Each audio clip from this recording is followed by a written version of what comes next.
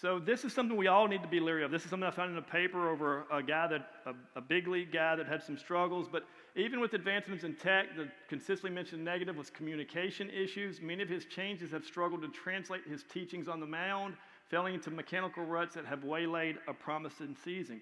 No matter how much information you have, no matter how much data you have, if you can't communicate it, guys, that's number one to me, because you got to think, guys like Fred Corral, these guys have been doing this way before tech. They were the top coaches then.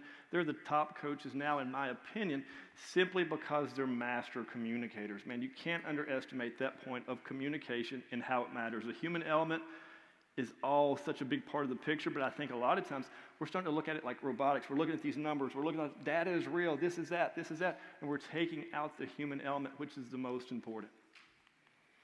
Communication can be the reason for poor communication. Think about this. If I were to ask you, how many rotational cues are there in pitching? There's reach out. There's get extension. There's stay on top. There's stay on tall. There's get your nose in the mitt. There's take your fingers to the glove. These are all linear cues. We play a rotational sport dominated by linear teachings. You don't think that's impacted us? So getting a history of their cues matters. It gives you insight into the mind, because form follows function, follows purpose. Inputs become outputs. Intentions beget actions. So if their intention is to get a longer stride, how do you think they're going to function? They're going to push out. If their intention is to stay tall, they're going to stay stiff.